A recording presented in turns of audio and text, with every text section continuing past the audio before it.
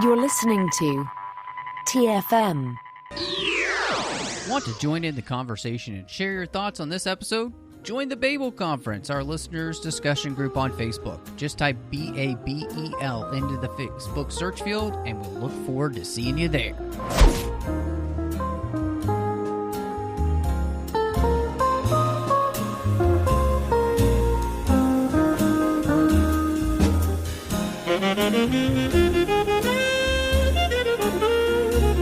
Hello and welcome to the magnificent show, the 602 Club, and I am just one of your humble hosts, the ever enigmatic Matt Rushing, and with me this week is the great John Mills. Did I give it away? Ooh, crap. No, actually, I'm one of a potential 5,000 John Millses that could be joining you here on this fine podcast. Oh, excellent. Or I could be dead in the tank somewhere. I don't know.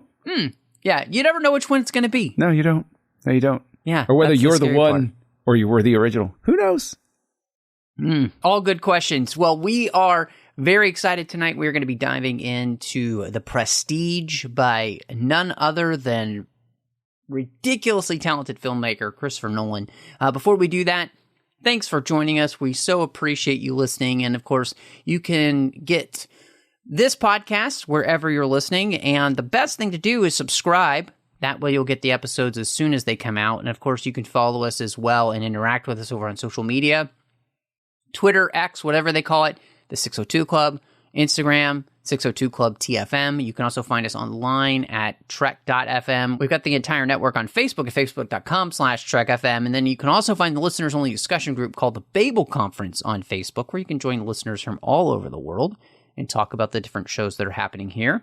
And last but not least, go over to Patreon at patreon.com/trekfm. Become part of our team. Make sure that all of the shows here can keep coming to you each and every week. So, John, I kind of wanted to, before we even just jumped into the movie, when this movie came out, were you already a Nolan fan and following him? Or was this the movie that maybe kind of cemented you as a Nolan fan? I would say cemented. I had seen Memento. I'm pretty sure I had seen Insomnia on disc by this point. I might not have, but I'm pretty sure I had. And of course I had seen Batman Begins more than once.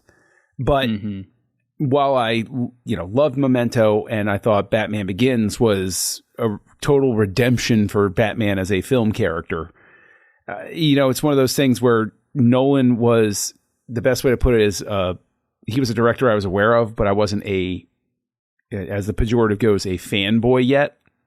And so I saw stuff that he had done that I liked, but there are plenty of directors where they have one or two that you like and then nothing afterwards. So, not too much expectation. And I didn't actually see this on first run. I saw it second run, and I was the one that talked my wife and my in-laws to go see it at the second run theater that we lived near. And spoilers, they did not enjoy it as much as I did.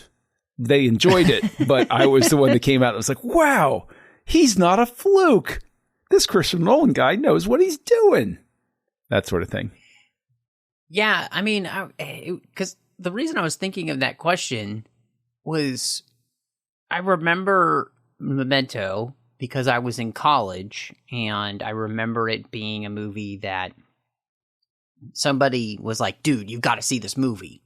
And so I saw it, and I was like, wow, this is really good. And, really hadn't seen anything like that for the most part. It was just a different type of film. And then I remember I did see Insomnia because I knew it was him, and I was like, well, he was the guy who did Memento, and so I want to see that. And then, of course, Batman Begins comes out, and I think I'm in the same place in the sense that somewhere between Batman Begins and then this movie coming out and watching it, it was absolutely that thing where it was like, no, this is a director that I'm going to have to always see what they do. Mm-hmm. You know, like it became that thing where regardless of what this director's doing, I want to see what it is, because his movies just are grabbing me in a way that, you know, so many movies aren't. Even when he's doing, you know, characters we already know, like Batman. And so that was something that I was really surprised to kind of think back on. It's like, yeah, this is probably the movie that just was like, nope, Christopher Nolan, maybe your favorite director these days, you know, because George Lucas is retired. Well, I think that one of the most interesting things about it is the very line in the movie, "Are you paying attention?" Nolan sort of announces at the very start that he's going to pull a trick on you, which of course is completely fitting with the film, but you get wrapped up enough in it that you forget that he told you at the beginning that a trick was coming. And you get, I think it's one of those things where this is going to hurt to say, and people hate hearing when somebody says it, but a director like Nolan in today's environment is a rarity, whereas when we were younger, it was more common to have somebody who was absolutely in control of their craft with a singular vision. Sure. Yeah. They might assemble a whole team that gets their vision across the line that they can communicate with, whether it's actors or the DP or the composer or something like that. But it is very obvious that somebody with a very singular idea is sitting in that chair, literally doing what a director is supposed to do, which is directing things. It's not a producer saying, I want this thing, go out and get me the materials so it can happen. It's a director saying, this is my idea, right? And yes. I'm going to do this. Yeah. No, I mean, I couldn't agree with that more, because, and I think you're right in saying maybe this is one of the reasons to which I ended up gravitating towards Christopher Nolan, because I think we grew up, you know, you're a little bit older than I am, but we kind of come from basically the same generation of filmmakers where it's all of these people who are, it's their idea. It's from start to finish, right? Yeah. You know, or they're very intimately involved in the idea. So, you know, like Spielberg, right. He's not necessarily writing the films, but he's so intricately involved in the making of the film, the shooting of the film, of course, and then the post-production that it is, I mean, every movie he directs, it's a Spielberg movie. Lucas, you know, you think of Coppola, all of these type of people, I think it just really brings to mind, like, Nolan is in that same vein. It's something that just crystallized in my brain while we're sitting here, because I, you know, as we go down this road, something that crystallized while we've been talking is, yes, there is a difference. Spielberg is more like Hitchcock, because Hitchcock could take somebody else's material and you still knew you were watching a Hitchcock film. His perspective on the world still came across, even if somebody else wrote the script or it was based on a book or what have you. Yeah, that's a good point. Nolan is more like Kubrick, even though Kubrick was known for adapting books like The Shining or Lolita or something like that. No matter what the source material was, you were definitely seeing Kubrick. And when Kubrick was fully in control and the idea was start to finish, whether he had a co-writer or not, there's just a difference in it's almost like Spielberg takes a vision and molds it, and Nolan has a vision and finds the vehicle by which to express it. If that makes sense. Mm-hmm. No, I think it's absolutely makes sense, because I think, you know, that leads me into thinking of something very specific to Nolan films, of course, which is structure and nonlinear storytelling. And like you mentioned, this movie is so much about actually being structured the way that a magic illusion is, which is with a pledge, a turn, and prestige. And doing that in the structure of also using shifting points of view with the diaries of the characters, where they're talking to one another basically through the storytelling. And all of that is so incredibly Nolan, because he just loves messing with your mind, and he loves messing with time in his films. And I think that that's something that is just so interesting about that. When we're talking about the idea of Nolan himself as a filmmaker, this movie, I think, really as well cements the way in which, when it is completely his product, in the sense it's not a franchise like Batman, he is always, always, always going to be playing with the storytelling structure, and he's always going to be playing with time in his films. Yeah.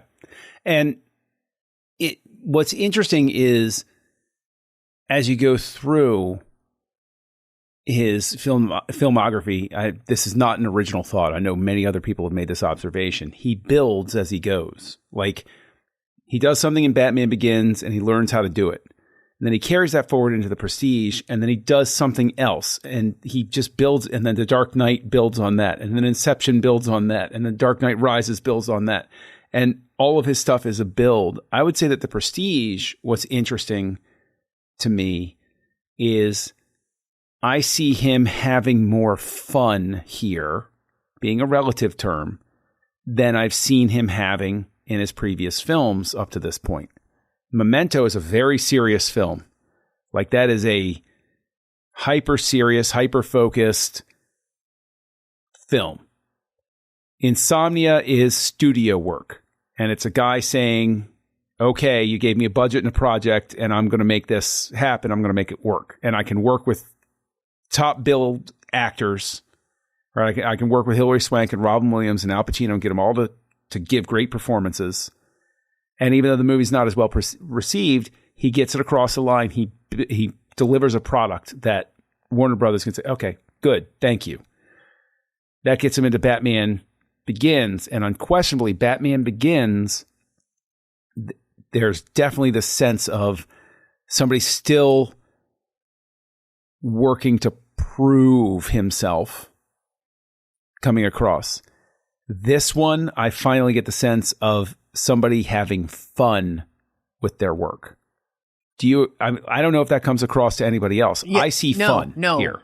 100% agree with you, because as you said that, I was thinking of, it's almost, you were talking about how the way in which things build, right, throughout his filmmaking and his filmography. You know, every movie kind of builds on the next, and in that, it almost feels like The Prestige is his first completely realized Christopher Nolan film.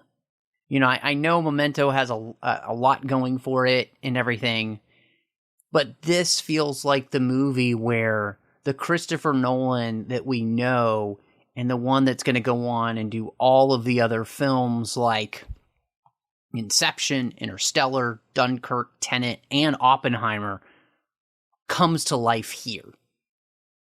Because each one of those movies, I think specifically, really build on the things that he begins to do in this movie.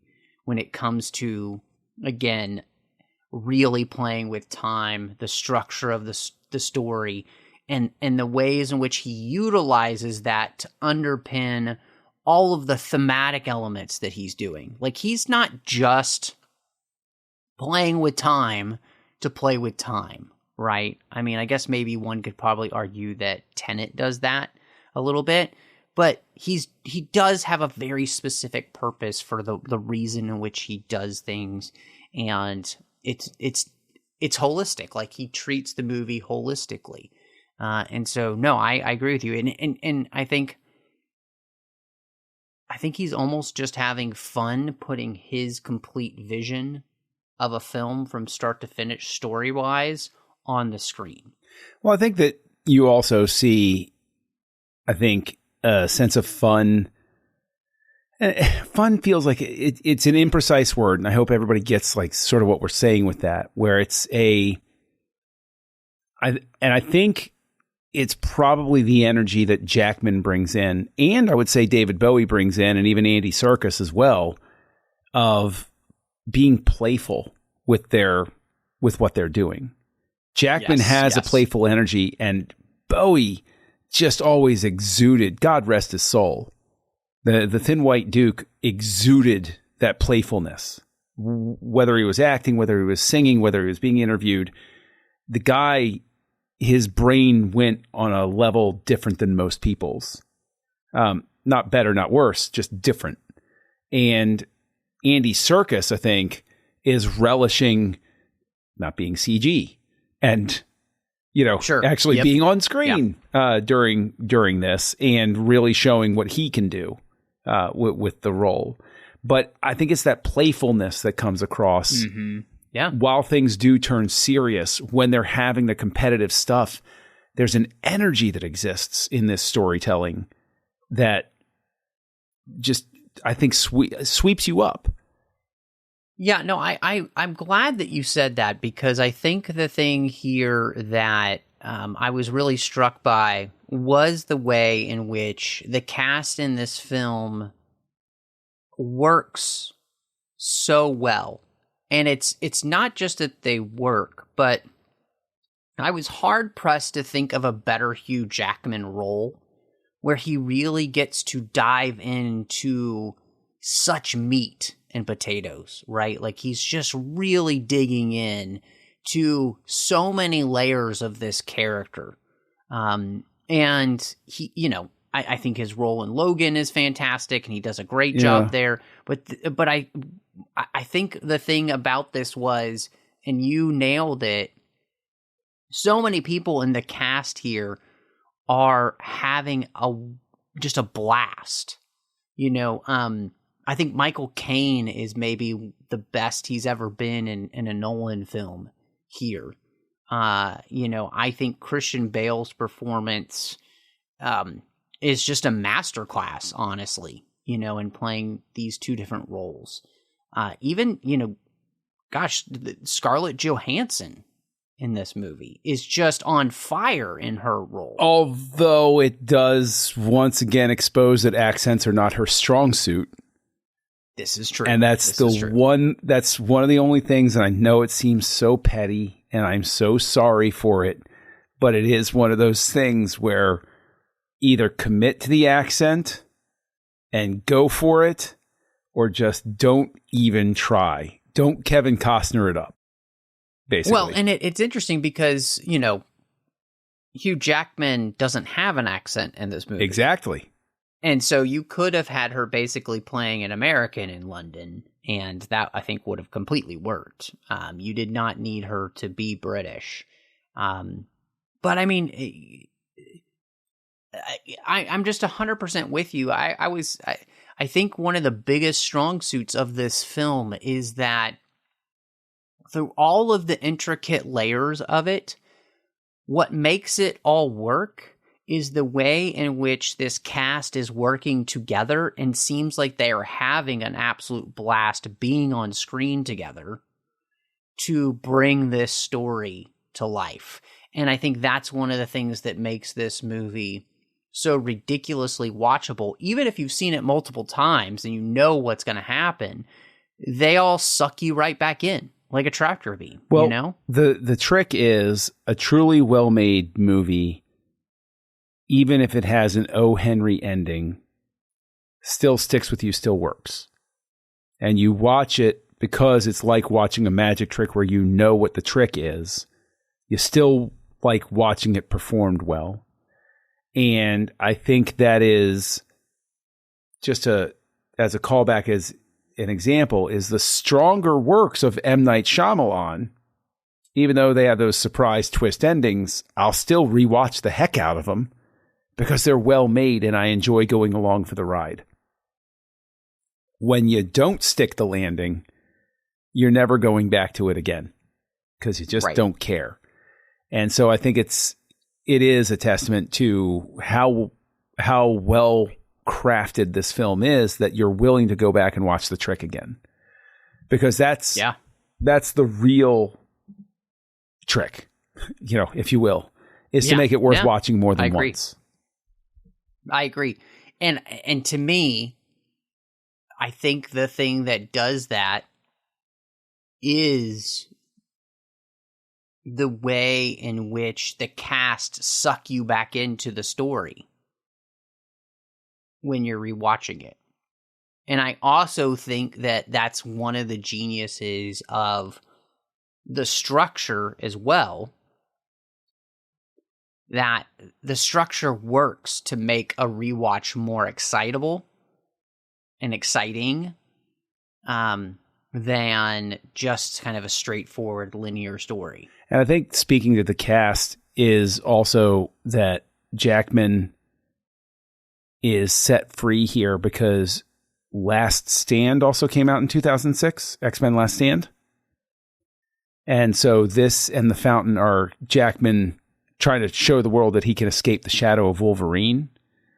And then I think going into that non-linear sort of storytelling style, I don't know, because it sort of exists in The Fountain as well. It's interesting because Jackman's two movies that are after Last Stand both lean into this non-linear sort of vibe that goes on. And who doesn't love The Fountain? But in terms of the non-linear, what I find interesting about it is Nolan he keeps using it through all of his films, that storytelling style. But I think it's more refined here. In Batman Begins, it still exists. He uses montage to compress time and everything. I think here there's a little more artfulness to it than there is. That's a terrible way to put it. That's not true. I think that there is more finesse. There's a little bit more finesse to this. A little bit more fine motor control of what's going on with that storytelling style. Yeah, no, I 100% agree with that in the sense that I think the word that when you said finesse, I was just thinking it's like there's just more nuance to it, right? Like, I think that's the word that kind of came to mind. Yeah. And I think like when you said, there's just a finer level of control that is artfully working to tell the story that he's telling, which, to me is another real strength of the way that this film works, because in using a real character like Tesla, who was engaged in his own electricity war with Edison at this point, completely and utterly reinforces the idea of these two magicians and illusionists battling against one another. And then meta-wise, this is also another year in Hollywood where two films come out about magicians at the same time, basically. You had Norton's The Illusionist. Yeah. And then this. And so it's... I was just struck by the genius, though, of Nolan, because this is one of the places where I think everything is working to refine all of the thematic elements in every single part of the film. And so using Tesla is a genius move. I agree. I think it also, the portrayal of Tesla is very key, because of the fact that Tesla, as portrayed here, isn't interested in the war. He just wants to perform his feats of magic, as it were. He just wants to go somewhere and just do his thing. It's the act itself is the reward for him. He's not seeking fame. He's not seeking dominance. He's just a true sort of mad genius. And the world has always been in love with the idea of Tesla, of Nikola Tesla as a man. And I've always been curious, like there's so much I'm sure that's apocryphal, that is legend, that is all of these different things. What I appreciate about Nolan's approach to him as a character here and Bowie's portrayal of him is he just seems he doesn't want to participate in the world. He wants to participate in his experiments, and that's it. And I think that in and of itself, while you're right, he's in this real world war with Edison. There's thievery of ideas that's happening. There's a contest of wills, all of these sorts of things. What's interesting is Tesla doesn't seem concerned about that at all, while the conflict is going to consume the two main characters. It's going to consume them, or three main characters, I guess you could say, but it's going to consume them to the point of self-destruction. And it's one of those things where it's absolutely fascinating, I think, to see Tesla portrayed this way, because he's not larger than life. He's not anything other than a guy who's just doing a thing. Like there's something fundamentally real about the portrayal of Tesla as a person here. Whether it's accurate or not, I have no idea. But there's something fundamentally real about somebody who's the reclusive genius at work. Yeah, the thing that really struck me about what they're doing here is the way in which Tesla has pieces of our main characters and what drives them. Like you were talking about, his pure enjoyment of doing a thing,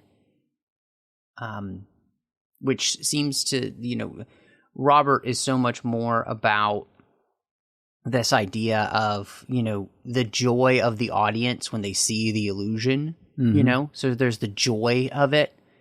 But at the same time, he has a lot of Alfred and Fallon, but really, I guess our main character seems to be Alfred, where it's like there's that drive and determination to prove that he can do a thing, and yet none of them lead him, like you were talking about, to be a part of this, at least as portrayed here, as a part of this electric war.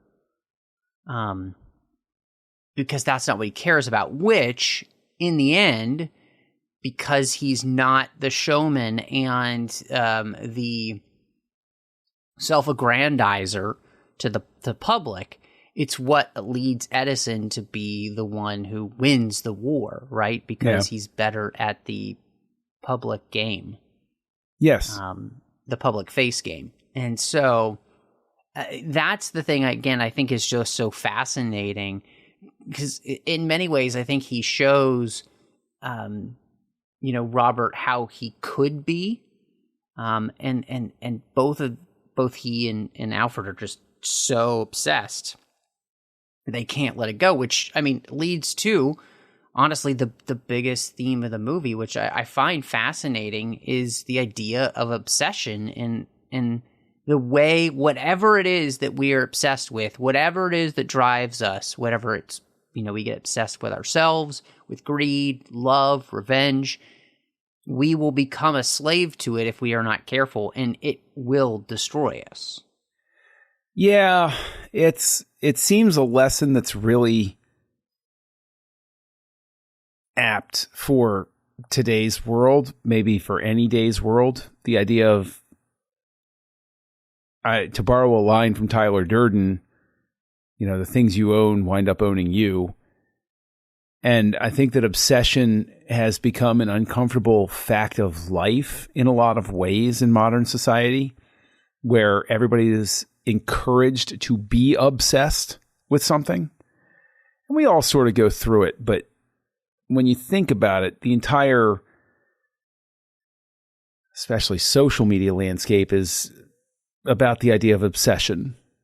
And so I wonder if The Prestige is a movie that has a message that's worth seeing, hearing, learning for audiences, but might be a bit too Truman Show, I guess. Not that I would compare this movie to The Truman Show at all, but Truman Show was supposed to be a critique of the audience watching it. And I think nobody really, it didn't seem to land that way.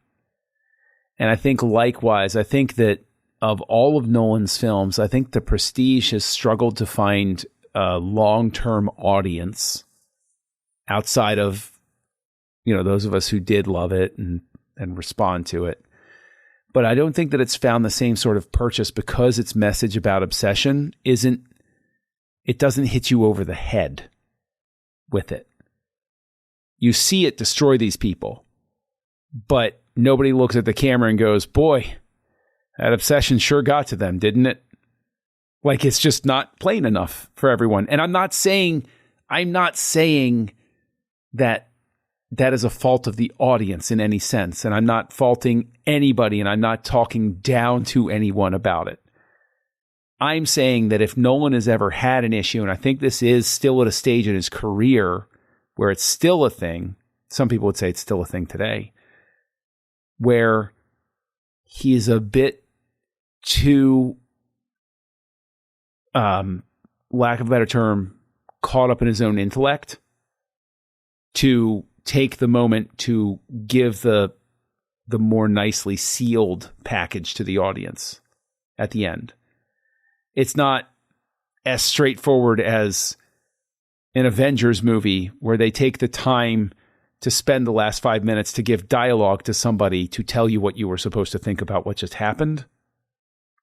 And I know that seems like I'm being terribly dismissive, but I loved all of the Marvel movies up to Avengers Endgame. Listen to Assembling Avengers here on the 602 Club and find out exactly how I felt about everything in the first 3 phases.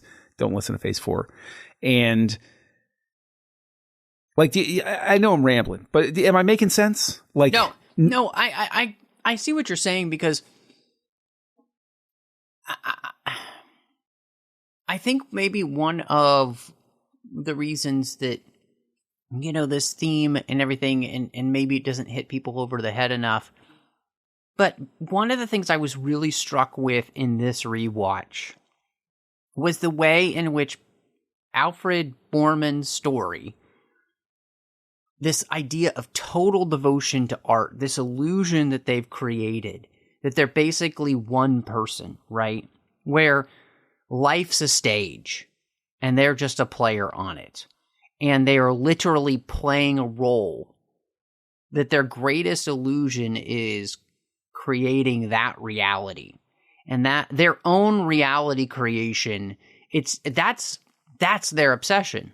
Mm. And that's what destroys them. Because what's happening is it's not just that they're obsessed with something, is that they're literally living a lie. And that lie destroys everyone around them until it doesn't, right? Mm-hmm. Where, because what's interesting is he's the one who gets away. And that's what's fascinating to me, because, the lie destroys his wife. It almost destroys his child and who she's being raised by. It destroys his brother, and yet in the end he's the one who gets away with it. And I think that's where it's one of those beauties in some ways, I think, to kind of give the other side where no one doesn't tell you what to think, because he allows the guy to get away that you're like, really? I mean, it's so gray. Yeah. And maybe what we want is sometimes a little bit more black and white, but I just came away from this movie in with this whole sense of how we live in a world where reality creation is such a bigger deal now. And when you live a lie, you talk about all the lives that Alfred destroys, and he does destroy people's lives. I think that an actress who doesn't get enough praise in this movie is Rebecca Hall. Yes. She's fantastic. She's absolutely next level fantastic. She was a revelation to me. I'm sure I've seen her in other stuff, but like she's not the actress that I can call to mind. Like, ScarJo is a name, probably because she's been Black Widow, where it's like, boom, pops in your brain sort of thing. But you talk about the lives that Alfred destroys.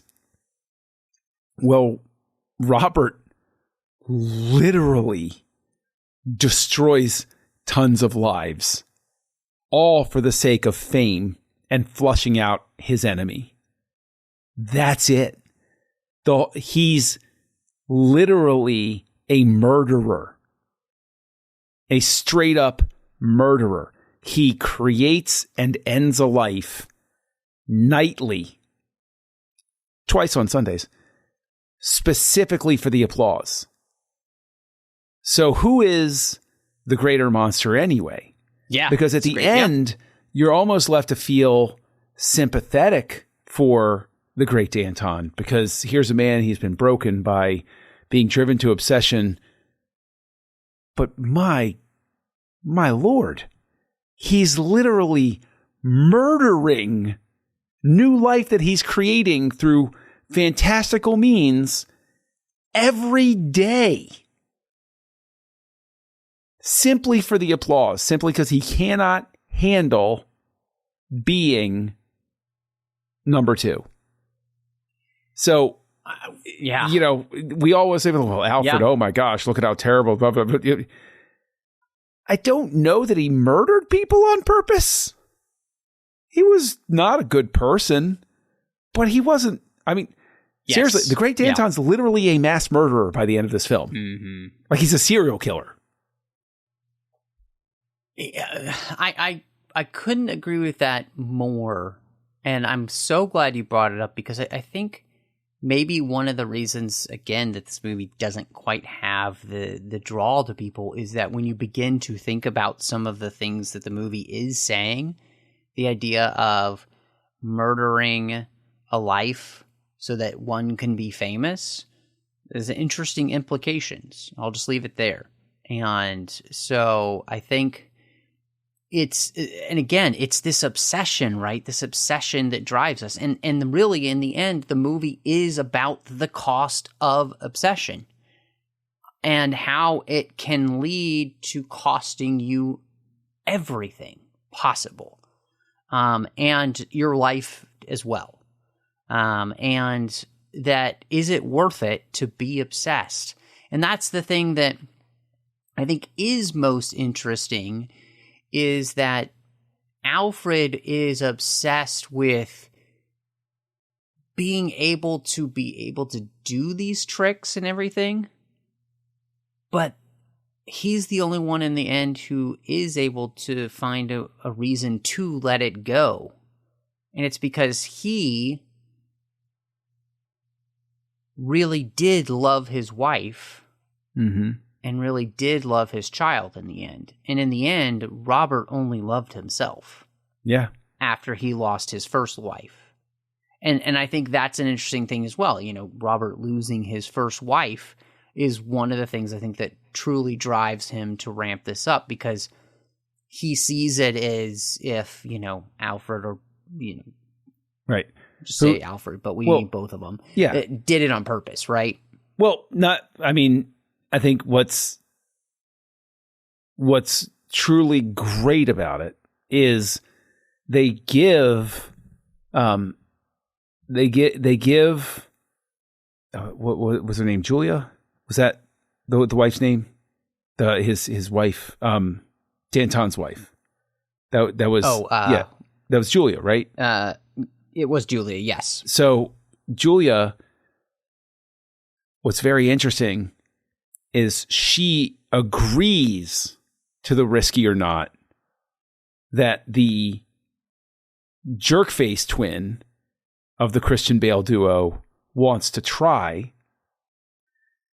And this gets back to the are you paying attention? One of my favorite things is the first time you watch it when he has him cornered with the gun.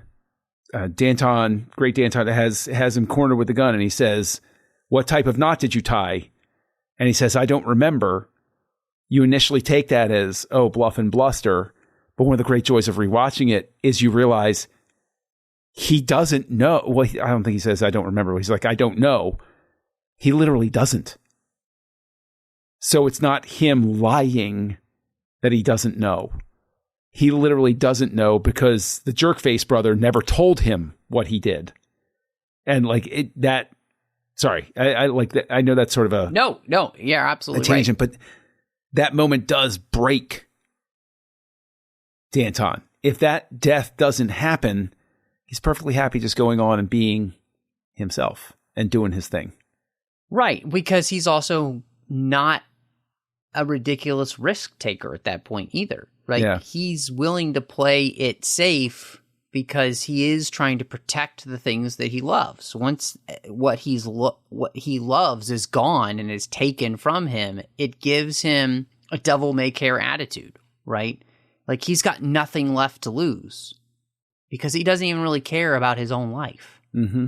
And I think that makes that incredibly interesting. And that even ties down to the end. He doesn't care about his own life. Thousands of times, he doesn't care about his own life. Yes. Which, I mean, I think is such an incredibly crazy thing to have in this movie. The question that you end with, and you're left with thinking, like, who's real? Like, because he talks about this idea of you never knew if you were going to be the one in the tank or you would be the one transported there. And it's like, but they're all you, right? And so you're just left with this metaphysical question. How does he even know whether he's him? He can't. Yes, exactly. He can't know. Yes. It's actually the whole, I remember back in logic class, back in college, where the professor was sitting there talking about, okay, Star Trek's transporter, technically you're blowing up you and then you're recreating you. Are you a new you? Or are you the same you? Well, I'm the same me. Are you sure? Because you blew yourself up down there. You created something that's exactly like you, but is it you? And that's the same question that Danton has right at the end. He doesn't know whether he's, is he live or is he Memorex? He doesn't know. He can't know. Yeah. He thinks he's him, but that's because he created him. So which him is him? Yeah. Like, that is what's great about it, is that it is such a masterful moment of especially the first time you watch it, sitting there and going, wait, what? Like, what just, like, it comes out of left field. The big reveal isn't, haha, I was evil twins all the time. Oh, you were evil twins all the time. Well, let me one up you. I don't even know if I exist the same way. I don't know if I'm the person that did the thing to you that did the thing. Exactly. Because I might not be. I might, and am I blameless because I'm not the one that did it? That guy's in tank 40 over there. He died 20,000 performances ago. I don't know which one of us did it. It's like, I'm all animated because this movie it just slaps you in the face at the end and you think it's done with the reveals and then it has another reveal. You're like, what just happened? What is going on? Well, and I think that's one of those places, too, where when we were talking about Nolan, I feel as though this is such a clear example of where Nolan just clearly becomes Nolan because he loves playing with these massive ideas, right? These extra crazy metaphysical mind teasers. He loves it. Yep. And you can tell that this is definitely a man who thinks very deeply about the world that he lives in and the massive philosophical questions that we have. and he loves using them for thought value, but also just great entertainment value. And you know what? I think that is another thing. With Batman Begins, it's kind of there. He's having fun with it, but he's obviously got somebody sitting on his shoulder. No, you're relaunching a franchise right here. You got to get this right. We're going to have a problem if you don't, sort of thing. Whereas The Prestige, this is a filmmaker making something.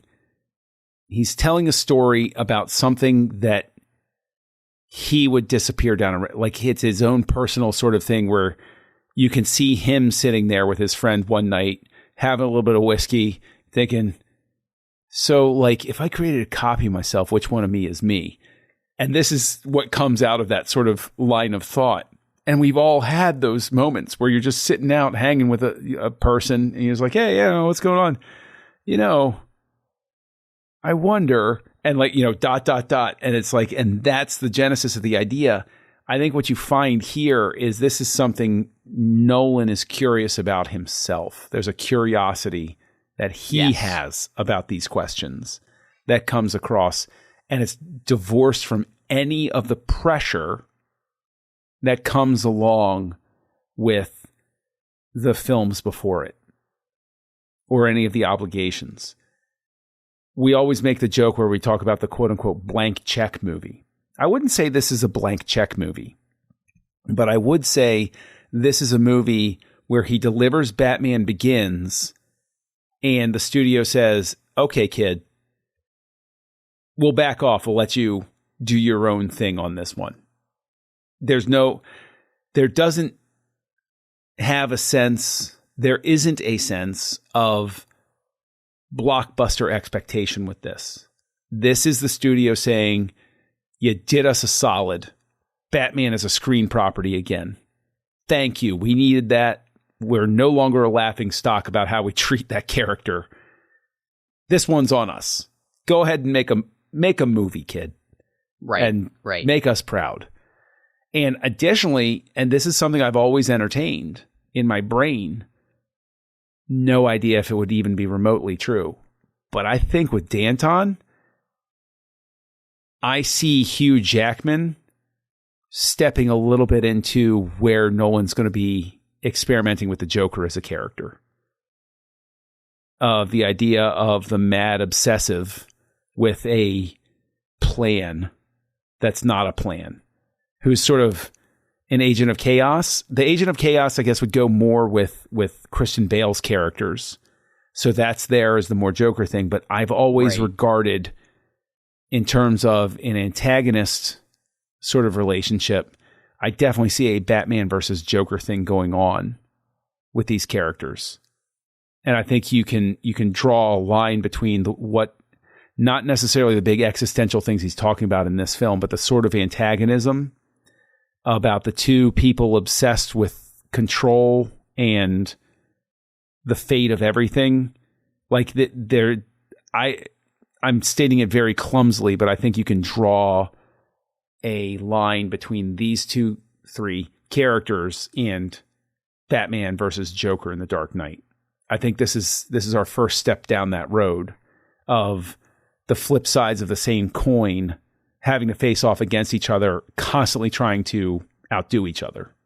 Yeah, no, I mean, because, and I see that 100%, because that whole movie, and this is where you talked about the idea of him taking the next thing and doing it the next movie and kind of one-upping it.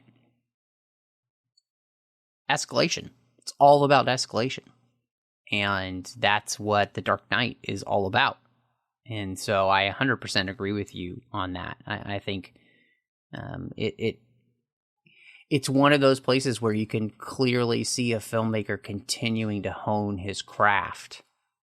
And so I love that. I did want to ask you about the idea just of the way this mystery plays. Because, the movie starts with all of these hints about the entire film, right? It's almost like the way in which the Mission Impossible movies start with scenes of the movie, massive scenes in the movie, right? that if you knew in context, you'd know exactly what's going to happen. And this movie even then does the thing like, are you watching closely? Are you paying attention? And so I wanted to ask you how you feel like then, as we've both seen this movie multiple times, do you feel as though that not only was the mystery done well the first time, but it continues to be worth the rewatch then, as we, kind of round third here? Absolutely. I can just concisely say that this is... What's weird about this movie is that you forget about it sometimes. It does not get the shine that other Nolan movies get. Not by a long shot. When you say Nolan, people think, oh yeah, The Dark Knight, Interstellar, justifiably so. Those are his 2 calling cards. Oh, Inception. Okay, those are his 3 calling cards. Oppenheimer. Those are his 4 calling. Dunkirk. Yeah. Ha ha ha. Right, I'm going on and on. Like, he has all of these great things. The Prestige really feels like the one that gets forgotten. I mean, Insomnia gets forgotten, but that's okay. That's kind of a push. But of the ones that are his, for some reason, The Prestige gets forgotten. And I don't think enough people talk about it, but it's totally worth the revisit. I love revisiting this film. Anytime I get a chance to watch it and I have an excuse to watch it, I'm like, yeah, I definitely think you have to be in the mood for it, but that's true of any film. And I would say that this is top shelf Nolan for movies I love showing to people who haven't seen it before. I love showing it to them because I love getting their reaction at the end and finding out if they react as positively to it. Yeah, I mean, I think that I am right there with you in this one. That not only was, I think, the mystery well done, and again, I believe that the structure of the film and the way that he draws you in by basically showing you the answers at the beginning, I think that it's fantastic. And, this being, I don't even know how many times I've seen this movie. It's probably at least a whole handful of times, right? If not maybe more. I still enjoy rewatching the film. I still enjoy being thrust into the mystery and, trying to remember exactly how it all plays out, right? Because I think, again, to me, that's the structure thing working to its benefit, which is you can kind of forget how things play out in this movie completely. Mm-hmm. Like, the basic storyline, but you can forget some of the details. And that's because the way it's structured helps you to forget that. And then as you're watching it, you're like, oh yeah, that's right. Mm-hmm. That's, I think, the genius of the way that the movie is put together. Which I guess leads me to the place where, the last question I wanted to ask you, because, Nolan is known in his films for especially the moment you get to The Dark Knight, the way in which the score really becomes, I think, an incredibly important part of the film. Mm-hmm. Is there anything about this score that stands out to you, or do you just feel like it's one of those scores where it works in the movie, but I never think about it outside of the movie? I think it works very well in the film. When I listen to it outside of the film, I'm pleased enough with it, but it's not something I'm putting in my regular rotation usually. Which I know it seems like such a slight, but when you have, which score are you going to listen to? Here's Interstellar or here's The Prestige. I'm like, it's going to be Interstellar. Like it's that sort of thing. Or even, The Dark Knight or The Dark Knight Rises or Batman Begins. Like, those are the Nolan scores that I'm going to. There's nothing deficient about this score at all. It's a great score for the film. So that's where I end with it. I think it's interesting to me because, I don't even own this score. and I never think about it. I think it's one of those things where with the film, it does everything it needs to do with the film to make it move and all of those things. But this is one of those places where I've just legitimately never thought about this score.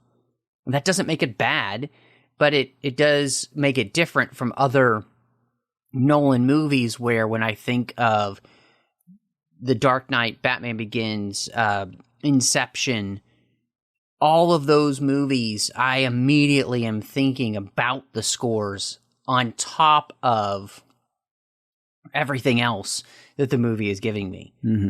And so it's interesting here where I'm like, I just don't ever, I would never even think to put this on. One, because I don't own it, because I've never thought of it. Yeah. It never made an impression on me to think, you know, when I'm watching the film, oh, I would like to listen to that outside of this film. So, but that's not necessarily a criticism. It just means that it's one of those scores where it does what it needs to do for the film, and that's what scores are meant to do. Yeah. They're not all going to transcend the film. They don't all need to be Hans Zimmer's Man of Steel or Danny Elfman's Batman. So long as the music doesn't suck. And I always go actually to James Horner's score for the cheesy Arnold Schwarzenegger movie Commando, where no matter how you feel about that movie, even people who ironically love the movie, or love the movie ironically, I guess is the right way to put it, even they'll sit there and they'll say, I don't know what the heck's going on with this score right now. I don't know why this music's here. It's baffling. Anybody listening, if you have not seen Commando starring Arnold Schwarzenegger, that's okay. But if you get a hankering to watch it, it's Pepsi challenge time. I promise you that when you hear the music, you will say, I'm not getting the vibe here. Like you almost question whether anybody watched the movie before they composed the music, or whether it was just like, yeah, I got this in a closet here, take it. That sort of thing. Yeah, no, I agree.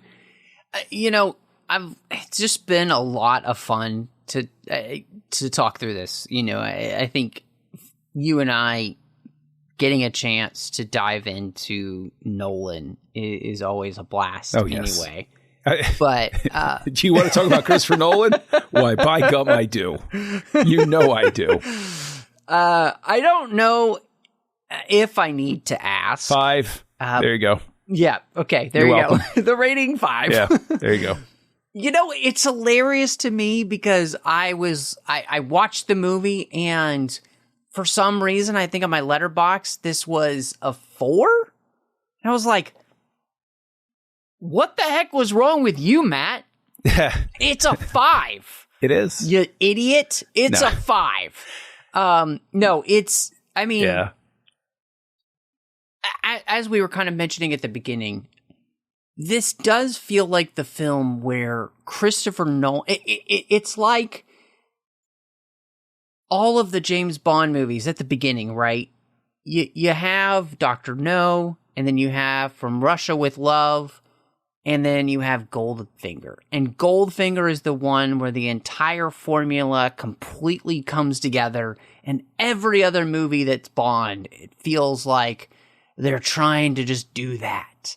Because they are. This is, but this is the movie where I feel like what we know of Christopher Nolan does completely come together. And it's a movie that I think that should get more praise in his catalog of films. And goodness, I'm with you.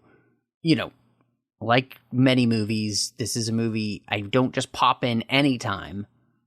But it should be a movie that's more heavily in my rotation, because every time I watch it, I'm like, good night, this movie is great. Yep.